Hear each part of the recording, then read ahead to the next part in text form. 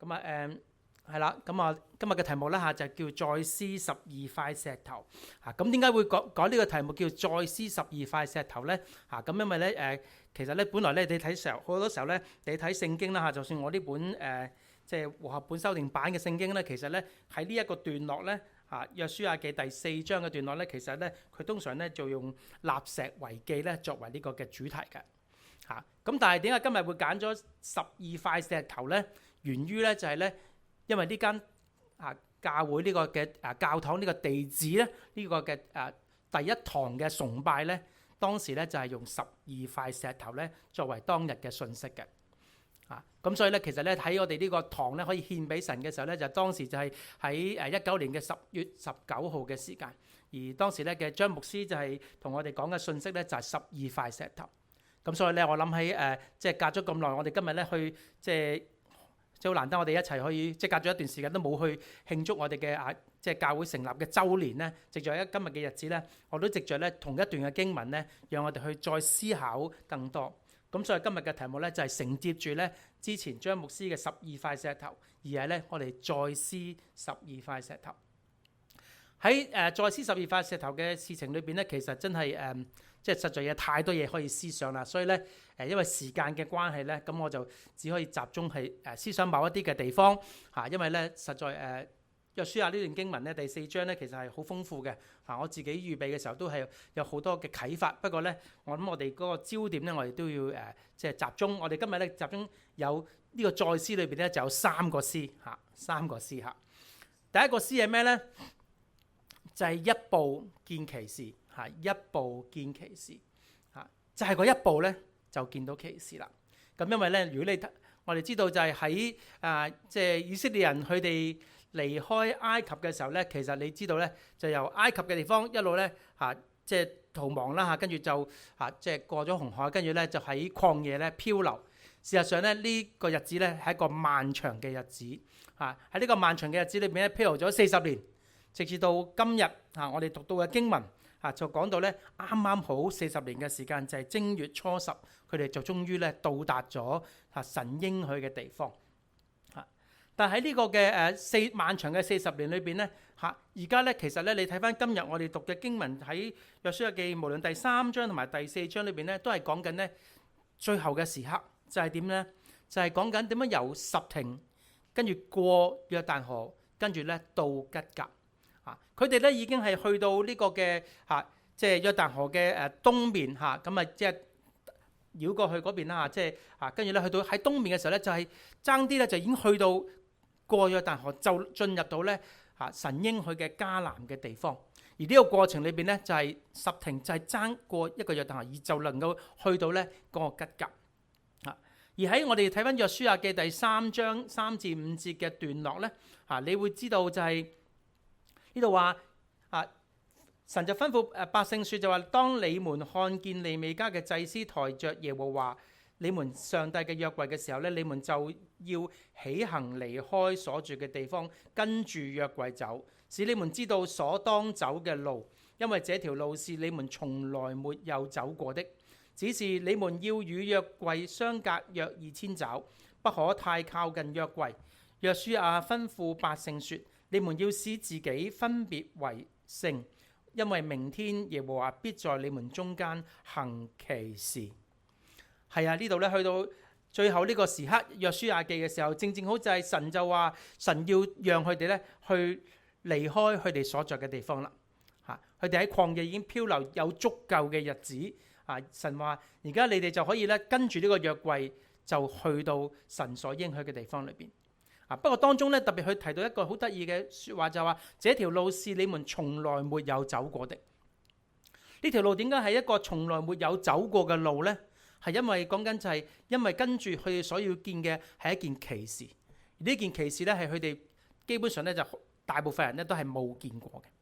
點解咁講呢？因為喺呢件事之前呢，有一件大嘅奇事就係咩啊？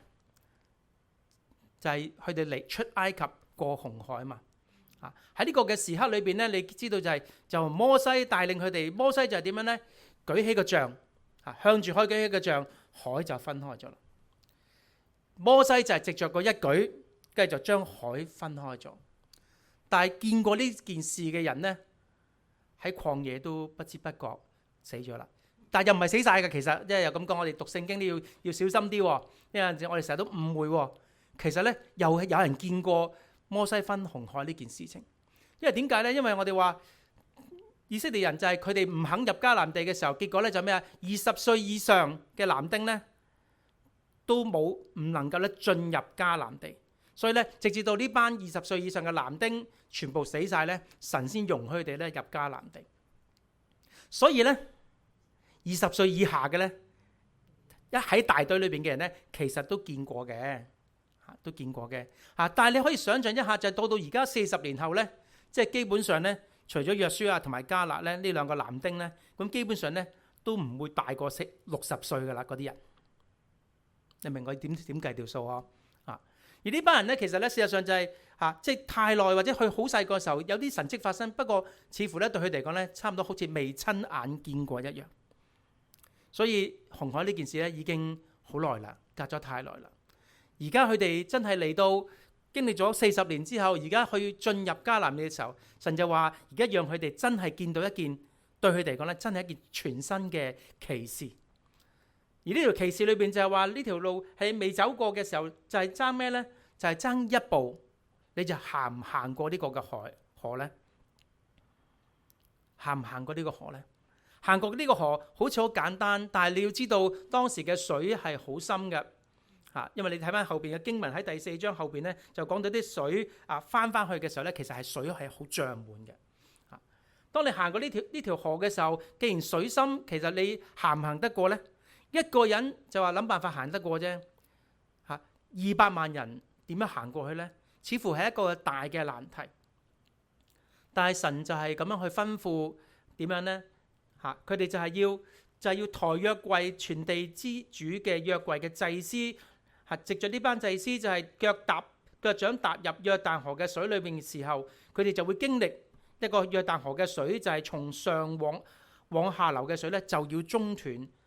建立樹立咧城壘，佢哋就要相信上帝咧係當中顯出佢嘅作為，要讓到呢啲水係停住。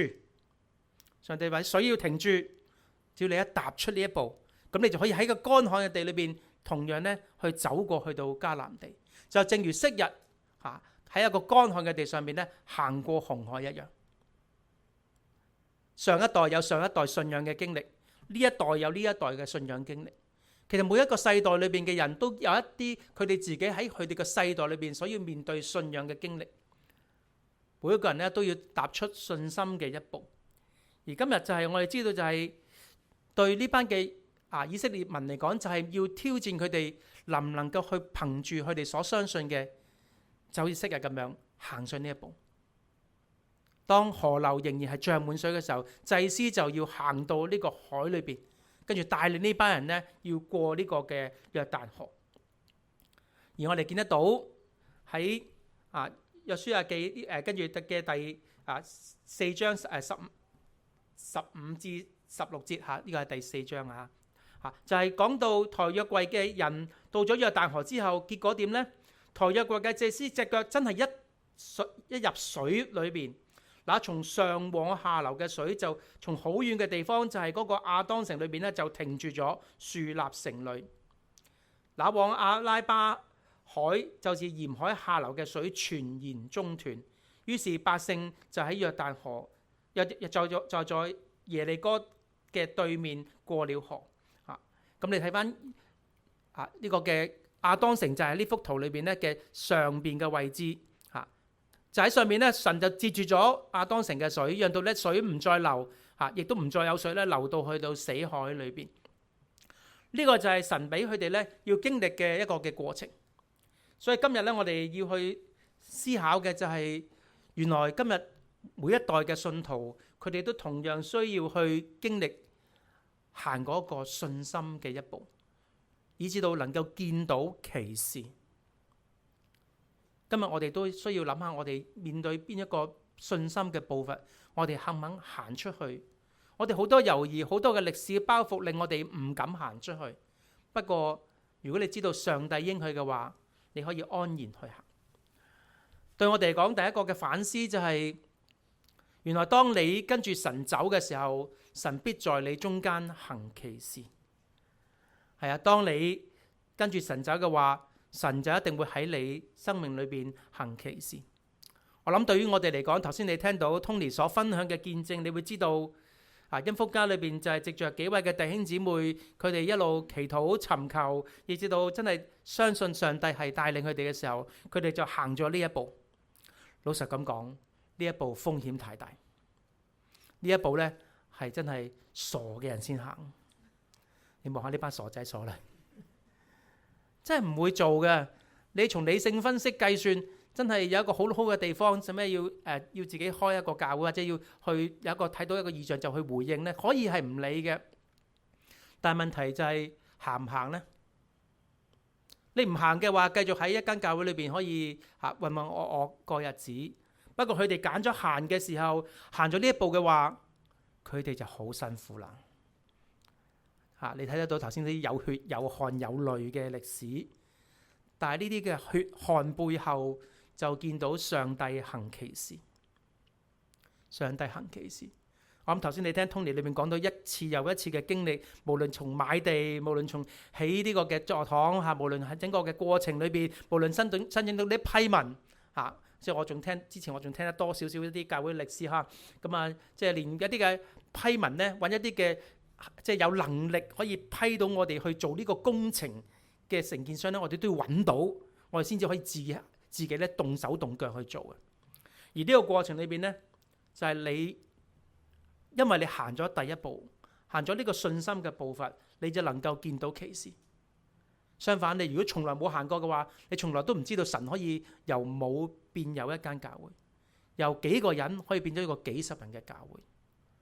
呢一步係我哋需要行嘅，呢一步亦都係我哋自己喺我哋信仰歷程裏邊，我哋需要咧去探索我哋自己點樣我哋行嗰一步。所以喺你生命裏面有困難嘅話，問清楚神先，係咪神會帶領你？係咪神要指示你去呢度？如果係嘅，佢一定包底，你就係行嗰一步。摩西舉起個杖就開，你行嗰步就開。弟兄姊妹，認清楚我哋前面所需要嘅。第二個今日咧思考嘅重點就係12，就係12塊石頭。除咗頭先話到嗰個嘅一步可以見到奇事，第二個好重要嘅思考就係12塊嘅石頭。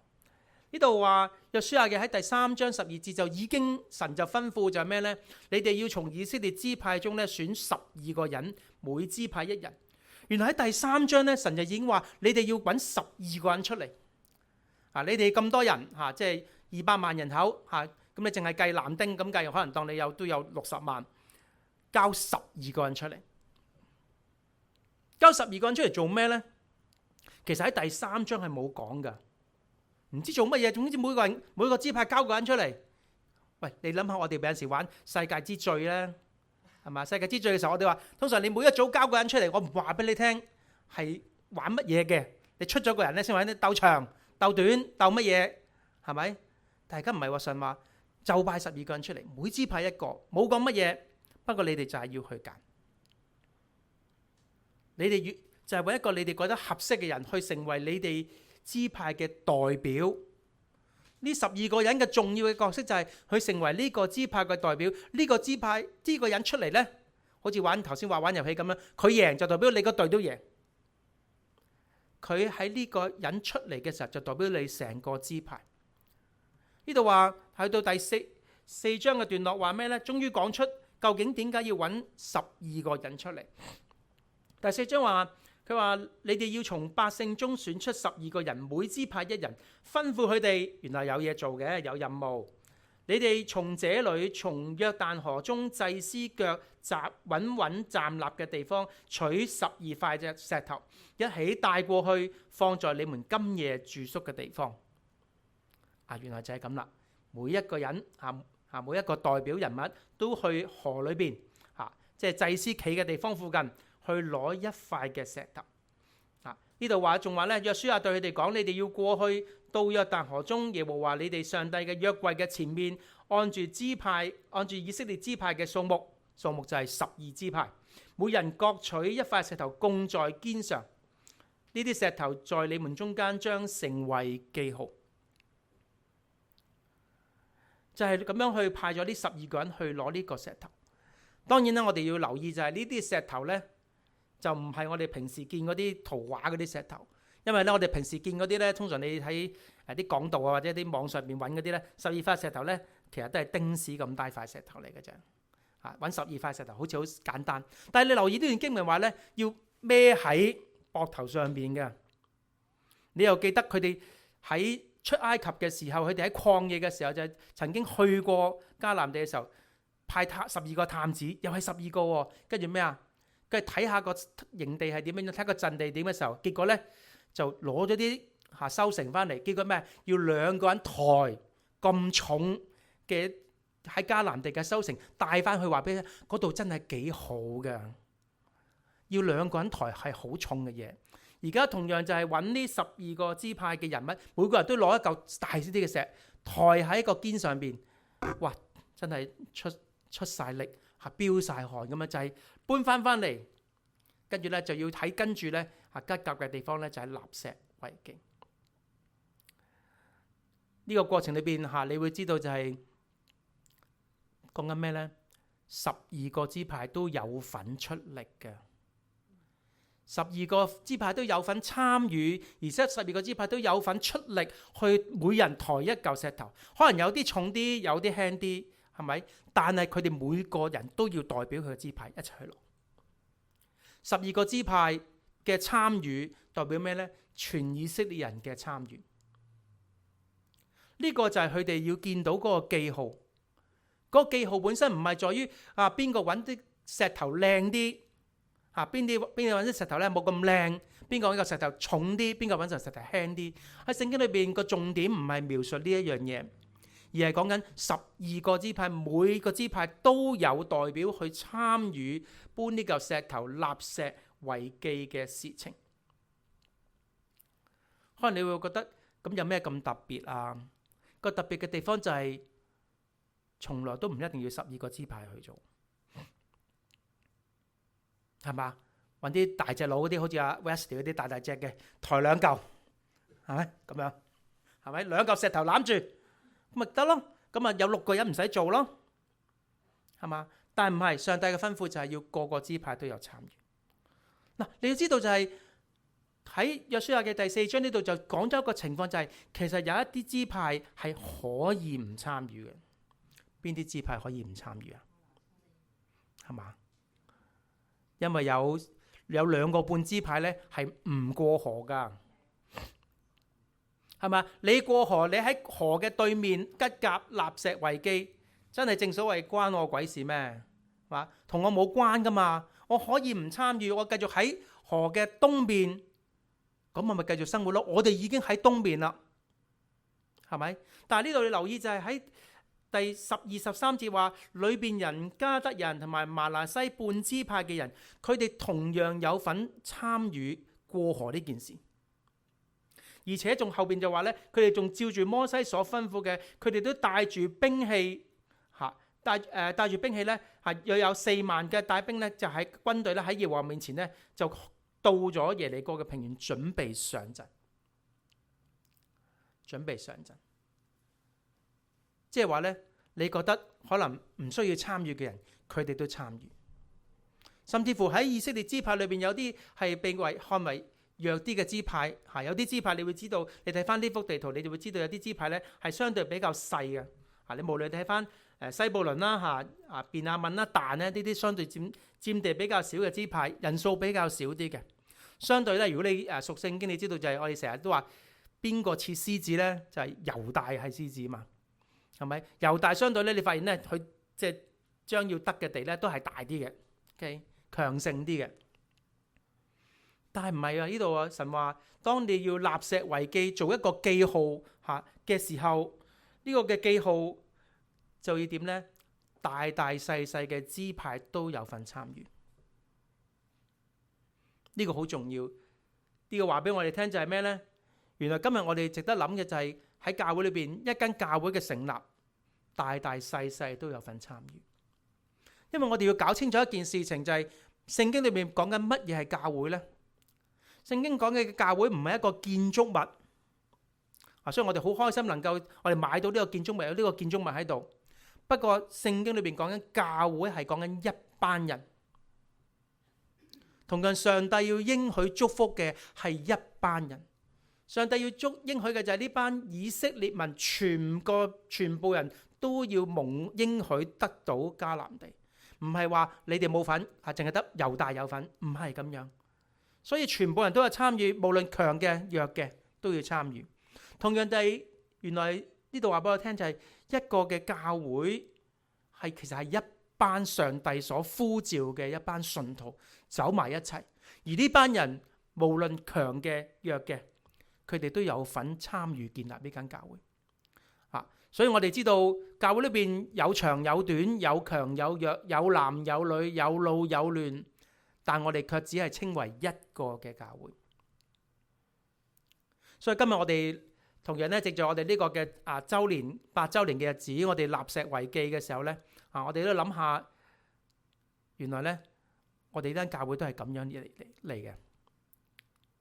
我哋教會裏邊有啲嚟自咩？頭先話到就係唔單止開堂嘅嗰班弟兄姊妹，原來有其他教會嘅弟兄姊妹都幫手。佢哋冇份入呢個迦南地噶，不過佢哋願意幫手，佢哋都係我哋嘅一份子。今日神就俾我哋有呢啲唔同嘅弟兄姊妹參與呢件事嘅時候，就見證到神俾我哋呢個奇事咧係咁奇妙。奇妙唔單止咗嗰件事係奇妙，而係參與嗰班人都好奇妙。弟兄姊妹，原來就係咁樣。所以咧，就係知道，即係可能有時我哋嘅教會有時都唔同人出入，係咪？係有啲人嚟，有啲人走，有啲人又會再翻嚟。但係咧，最緊要就係咩咧？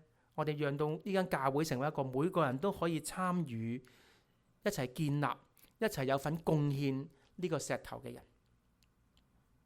弟兄姊妹，呢個值得我哋去諗，就係今日我哋要紀念住有啲人咧，好似唔喺你當中。但係其實佢係我哋一份子，佢都參與喺我哋當中。特別咧，我哋隨住我哋嗰個嘅即係教會嘅即係社會嘅狀況，我哋之前有疫情啊，各樣嘢啊，我哋有網上崇拜啦，亦都因為我哋有網上崇拜咧，我哋而家都有網上 Zoom 咧，令到我哋有多唔同嘅弟兄姊妹咧都能夠參與咧喺我哋一齊崇拜裏邊。所以咧，佢哋都係我哋一份子。今日咧都有兩個代表同我哋咧。祝福我哋嘅生日快樂。咁我哋又睇下，唔好忘記呢啲翻唔到嚟實體翻到嚟教會嘅弟兄姊妹咯。我哋睇下呢兩位弟兄姊妹同我哋嘅鼓勵分享係嘛？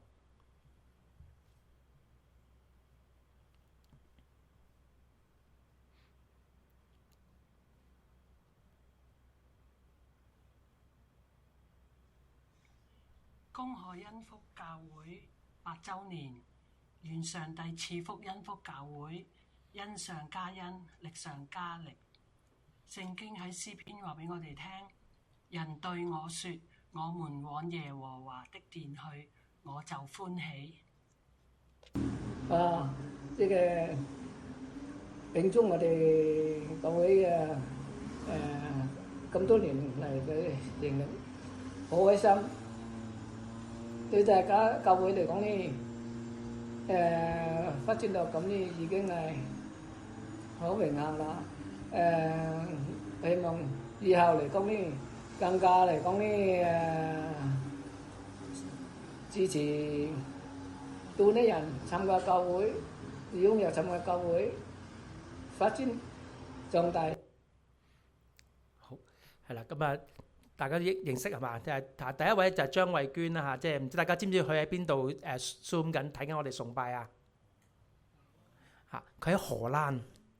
每個禮拜都喺荷蘭咧睇緊我哋嘅崇拜。咁東叔就喺科羅拉達呢度啦。咁事實上咧，我哋知道咧，我哋12塊石頭，我哋有唔同種類嘅弟兄姊妹，但我哋都係成為咗一個嘅教會。所以咧，願意陣間我哋陣間影大合照，好似話我哋都有機會可以同埋網上嘅弟兄姊妹都影埋佢哋嘅樣嘅大合照。咁所以咧，網上嘅弟兄姊妹你哋唔好離開啊！陣間完咗崇拜，我哋一齊都會加埋你咧一齊影大合照嘅，係嘛？OK，係啊，就係咁樣樣咯。你要知道就係我哋唔可以忘記咧，未能夠翻到嚟嘅人，因為佢哋都係有代表喺當中成為咧參與咧去抬呢塊石頭去見證教會呢件嘅事情。第三個 C 係咩咧？第三個 C 就係三重嘅有意思啦。三重嘅有意思係咩咧？因為咧好多人都想問有咩意思。因為咧喺第四章裏邊咧兩次去問到，就講到就話咩咧？呢啲石頭對你哋有咩意思咧？呢啲石頭係咩意思咧？咁所以成日啲人咪就咩意思咯？咁究竟有咩意思咧？即係我哋知道呢個係一個好重要嘅記號，一個嘅紀念。咁但係咩意思咧？我哋可以試下從三個唔同嘅位去思考。第一個係咩咧？第一個咧就係講到就係喺第22節就話。你哋就要讓你哋嘅子孫係知道以色列人曾走乾地過這約旦河，即係話咧呢個整個立石為記呢個12塊石頭嗰個仲一個好重要嘅意義就係讓到佢哋嘅子孫能夠知道佢哋曾經走過呢個嘅約旦河，即係話神喺昔日就已經係喺呢班嘅百姓裏邊咧做過嘢。當你回頭一望，你發現上帝做咗好多嘅嘢。正如我哋今天再望翻8年前一路開始，上帝做咗好多嘅嘢。呢個係第一。所以咧，望翻呢間教會有8週年紀念，好重要。我哋望翻神曾經喺呢個地裏邊所做嘅一切，但係唔夠。點樣咧？佢就話第7節仲話，你哋就要對佢哋話咩咧？這是因為約旦河嘅水喺耶和華嘅約櫃前中斷。約櫃過約旦河嘅時候，約旦河嘅水就中斷了。這些石頭要作以色列人永遠嘅紀念，即係話呢啲嘅石頭唔單止係幫我哋去望翻轉頭，曾經我哋實在想當年。弟兄姊妹，我哋教會唔係淨係想當年嘅，我哋仲要望向前望。呢度正正好話就係正正好提醒以色列嘅百姓就係咩呢？呢啲石頭係以色列人永遠嘅紀念，永遠都去紀念上帝嘅作為，永遠都記得上帝有作為。但係點解要永遠呢？因為我哋嘅神係永永遠遠。即係話，當你望翻未來嘅路裏邊，上帝仍然喺前頭，上帝仍然喺當中，喺未來裏邊咧掌權。我哋知道我哋呢個神係直到永遠嘅神。而第三就係、神亦都話俾我哋聽，喺今日，當我哋知道我哋可以望翻過去有好多嘅紀念嘅事情，我哋知道我哋永遠一路望將來，神仍然喺前頭帶領我哋嘅時候，我哋今日究竟要做啲咩呢？我哋今日點樣去藉着呢啲嘅石頭去諗下對我哋嘅意義呢？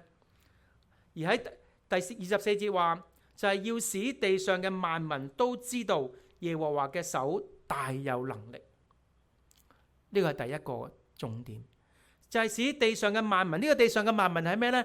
唔係淨係以色列人啊！佢哋經歷咗上帝嘅豐富嘅恩惠，佢哋就要藉著呢啲嘅恩惠，呢個嘅12塊石頭嘅事件，去話俾地上嘅萬民都知道耶和華嘅神係大有能力，喺昔日、現在、將來同樣係大有能力嘅主宰。所以你無時無刻你都知道呢個係我哋真正嘅神。所以呢度話俾我哋聽，我哋有個責任就係藉著我哋8週年嘅日子，唔係淨係望下過去，諗下將來，更加係提醒我哋今日呢間教會要做咩呢？一定要繼續傳福音。你唔傳福音嘅教會係死路一條。我喺香港咁多年牧會裏邊，我自己睇到就係一間唔傳福音嘅教會，只有死路一條。所以呢度提醒我哋就係我哋要使地上嘅萬民都知道神係有大能力，喺呢度教會裏邊我哋見證到。同時間係咩呢？就係要使我哋天天敬畏耶和華你們嘅上帝。對於我哋呢班屬神嘅人又點呢？你哋就係指我哋呢班屬神嘅人要天天去敬畏耶和華。我哋要知道每一日一望到石頭，每一清早一望到上帝嘅作為，每一清早諗起恩福呢間教會嘅時候，就諗起神係值得我哋敬畏。神係值得我哋敬畏，因為佢做嘢令到我哋可以做到我哋做唔到嘅嘢，亦都係藉着佢讓我哋知道，我哋喺相比佢之下，唯有佢係配受敬拜嗰位。我哋每一個人有冇認真去敬拜我哋嘅神？有冇認真去思考？原來上帝喺我哋已經留下咗一個12塊石嘅一個紀念品，提醒我哋每一日都要敬畏神。每一次翻到嚟呢個教會裏邊，唔係在於究竟有咩好嘅設備，而係諗下呢間上帝有神喺度。我記得喺香港嘅時候，我架車呢，即係我會黏啲嘢喺架車度嘅。你哋唔知中唔中意？我就成日都黏住將一啲嘢喺架車度，就係黏喺架車旁邊，就寫咩呢？就係主耶穌喺架車裏邊。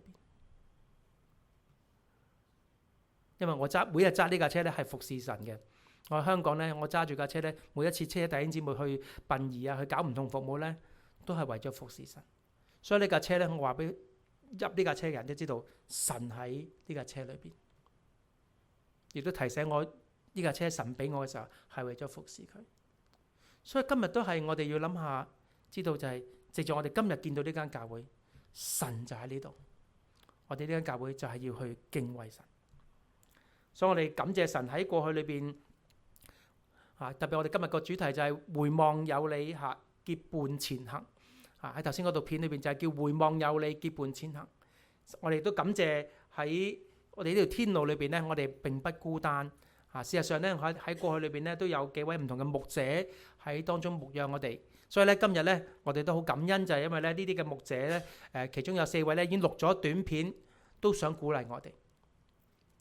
佢想鼓勵我哋知道我哋點樣當行，跟住我哋落人哋嘅路途。我哋一齊又睇下呢幾位牧者點樣鼓勵我哋。感謝神嘅恩典，帶領恩典華人浸信會過去8年，相信咧大家咧有好多嘅回顧，係咪啊？亦都感謝神啦，讓我有機會咧喺大家當中有啲嘅服侍。咁啊，教會咧雖然細喎，但係咧俾我嘅印象咧就係大家都係好愛教會，努力嘅侍奉，同埋咧關心咧身邊嘅人，為你哋感恩。其實教會好重要嘅就係要忠於神嘅説話，忠於咧神嘅託付，同埋咧忠於為主嚟到做見證。所以喺呢度咧，我鼓勵大家咧繼續多讀神嘅説話，喜歡研經，同埋咧真係能夠遵行神嘅説話。咁另一方面，繼續愛恩福家啦，好中意大家咧稱教會為家嘅，因為咧有親切感啦，有歸屬感，同埋咧就有承擔感。